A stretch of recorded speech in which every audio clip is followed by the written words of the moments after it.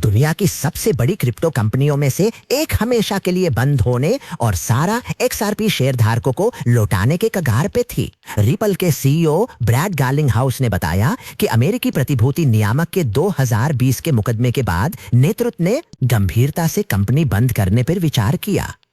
इस मुकदमे ने रिपल को लगभग असीमित शक्ति वाली सरकार के सामने खड़ा किया और हार मानना आसान लग रहा था, लेकिन कंपनी ने लड़ने का फैसला किया। गार्लिंगहाउस के अनुसार मुख्यतः सैकड़ों नौकरियां बचाने के लिए ये लड़ाई 4 साल चली और कानूनी खर्च करीब $150 मिलियन रहा। आखिरकार रिपल जीती जब जज ने फैसला दिया कि XRP कोई प्रतिभूति नहीं है और मामला पिछले साल सुलझ गया।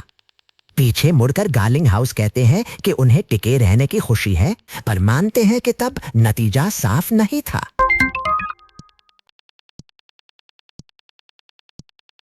एक सूचीबद्ध कंपनी ने अभी अपने आधे बिटकॉइन बेच दिए, इसलिए नहीं कि उसका सिक्के से भरोसा उठ गया, बल्कि इसलिए कि वह कृत्रिम बुद्धिमत्ता की लहर में हिस्सा चाहती है।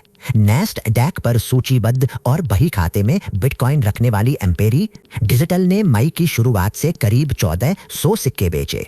इस बिक्री से करीब $87 मिलियन मिले और उसका बिटकॉइन भंडार लगभग आधा रह गया। ज्यादातर पैसा करीब $65 मिलियन अमेरिका के मिडवेस्ट में एक AI डेटा सेंटर की हिस्सेदारी में लगेगा। बाकी से कर्ज चुकाना, शेयरधारकों के मुकदमे का कानूनी खर्च और रोजमर्रा का खर्च पूरा होगा। कंपनी के पास अब भी करीब 1500 बिटकॉइन हैं और सह प्रमुख ने इस कदम को सोच समझकर किया गया पूंजी बदलाव बताया। ये दौर का साफ संकेत है जब बिटकॉइन भंडार तक कृत्रिम बुद्धिमत्ता के पीछे भागने के लिए सिक्के बेच रहे हैं।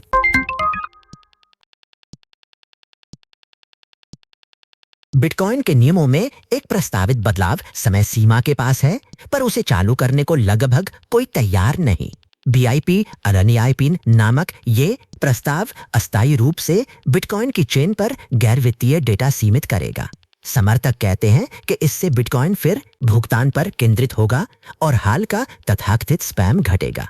आलोचक कहते हैं कि ये वैध शुल्क आधारित गतिविधि सेंसर करता है और स्पैम विवाद को बिटकॉइन के मूल नियमों का बदलाव बना देता है।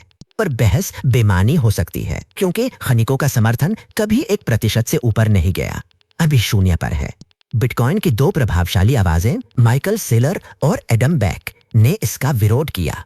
खनिकों के बिना ये पूरे नेटवर्क पर लागू नहीं हो सकता, इसलिए अगस्त से पहले कुछ न बदला तो ये बिना असर समाप्त हो जाएगा। अभी सब्सक्राइब करें।